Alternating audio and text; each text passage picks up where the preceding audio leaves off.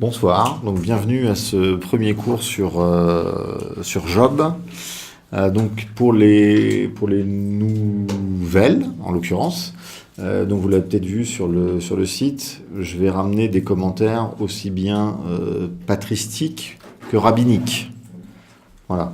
Donc pour ceux qui ne sont pas très familiers avec le pourquoi et la logique, si je peux expliquer rapidement, en fait la tradition rabbinique est souvent basée sur des compilations de textes dont on ne connaît pas du tout ou très rarement l'auteur et la date véritable de composition, et il y a beaucoup de textes qui sont antérieurs au Christ.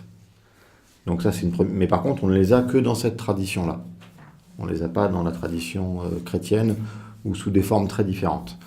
Donc finalement rien ne nous empêche de les prendre, et ils sont très intéressants. Et même quand ils sont ultérieurs à la tradition chrétienne, ils restent quand même très souvent très intéressants en termes d'explication. Hein.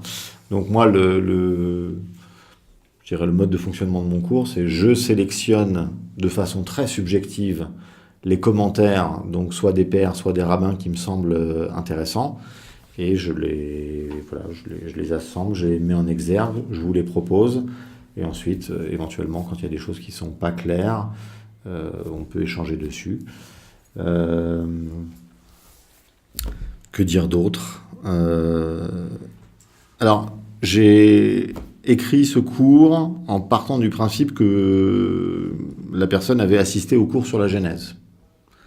Donc s'il y a quelque chose que vous ne comprenez pas, quelque chose qui vous échappe par rapport à une notion qu'on aurait vue dans les 4 années précédentes, n'hésitez pas à interrompre et à demander un éclaircissement.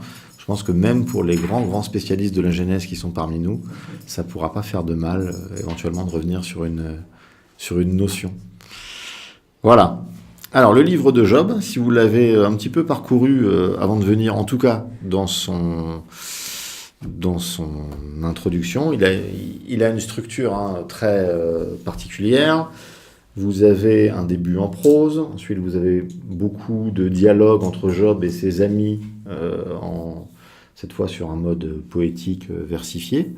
Ensuite, au milieu, vous avez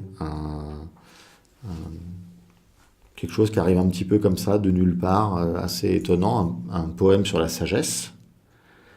Ensuite, on repart sur les amis, et à la fin, on repart en prose, quand Dieu intervient. Et ça, c'est typique d'une structure chiasmique. Donc j'avais expliqué ça au chapitre 17 de la Genèse. Un chiasme, c'est une forme de composition littéraire particulière qu'on trouve énormément dans la Bible. Alors quand on connaît pas les chiasmes, on les voit pas forcément.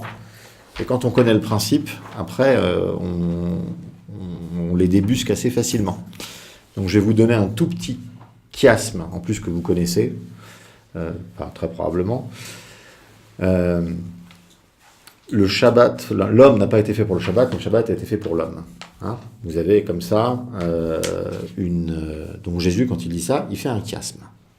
Pourquoi ? Parce qu'en fait, vous avez le texte comme un miroir, en fait. Si vous le coupez en deux et que vous le mettez en vis-à-vis de les deux moitiés, les choses se répondent de façon symétrique.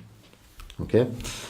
Et donc vous avez des chiasmes plus ou moins étendus. Donc là, Jésus, il fait un chiasme sur un tout petit verset.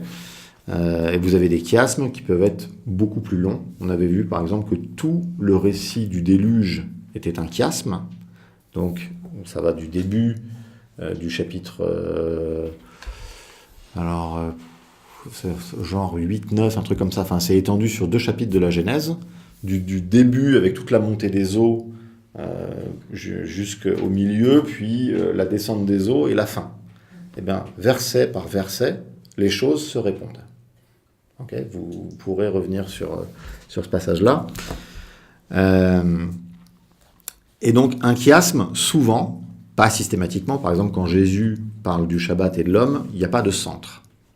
Mais souvent, un chiasme, c'est une façon de mettre en évidence un centre. Nous, aujourd'hui, dans un traitement de texte, quand on est dans Word, quand on veut mettre quelque chose en avant, on le centre, on le met en gras, par exemple, on a ce genre de mise en page. les Hébreux, dans leur composition de leur texte, ils faisaient des chiasmes. Et comme les gens, a priori, connaissaient cette façon de mettre les choses en exergue, ils comprenaient bien que finalement la chose la plus importante, c'était ce qui se trouvait au centre du chiasme. Ce qui vous permet, quand vous relisez la Bible, de voir mais pourquoi il y a ces répétitions tout le temps, les choses qui reviennent, c'est un peu bizarre, et on trouve ça, même nous, avec nos goûts littéraires occidentaux, parfois un peu lourd en termes de répétition. C'est voulu en termes de poésie hébraïque. Donc, avec ce que je viens de vous dire, vous avez le début en prose, avec Dieu et le diable. Vous avez la fin en prose, avec Dieu et Job. Et ensuite, vous avez tous les dialogues entre Job et les amis. Et au centre, un poème sur la sagesse.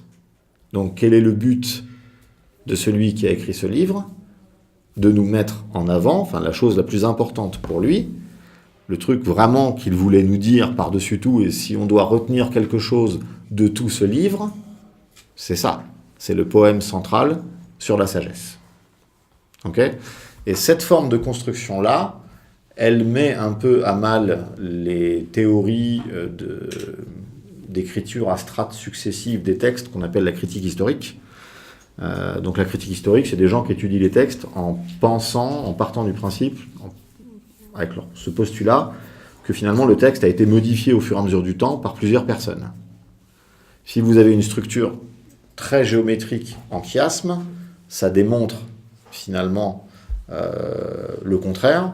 Ça a été écrit par une seule personne, avec un seul but, je dirais peut-être pas dans un seul jet, mais en tout cas dans une seule volonté d'écriture. Il n'y a pas de retravail par un scribe ultérieur après X générations. Ça, finalement, ça ne tient pas la route, quand vous connaissez les chiasmes. Donc, par exemple, le prologue de l'évangile de Jean est un chiasme. Relisez-le à la lumière de cette chose-là, vous comprendrez pourquoi tout d'un coup on vous parle du Baptiste, puis on rechange de sujet, puis on reparle du Baptiste, c'est parce que vous êtes sur la pelure d'oignon, consacrée au Baptiste, et donc vous devez trouver à chaque fois le centre. Alors attention, quand vous vous amuserez avec les chiasmes tout seul, les choses ne sont pas forcément homogènes en termes de densité de texte. C'est-à-dire que en termes de réponse, vous pouvez très bien avoir une phrase et 4 phrases. Il faut que vous voyez le sujet, et pas en vous disant « tiens, ça fait 5 mots, donc ça se répond ». Non, ça se répond en termes de sens. Ça ne se répond pas en termes d'importance de texte. Ok ? Donc on voit que le livre de Job est finement construit et bien ciselé. On va voir qu'au niveau littéraire, celui qui l'a écrit n'a rien laissé au hasard. C'est assez impressionnant. En tout cas, pour le début de ce qui est en prose, je ne sais pas si ça vous aura frappé quand vous l'avez lu, vous avez une alternance entre ce qui se passe sur Terre et ce qui se passe dans les cieux.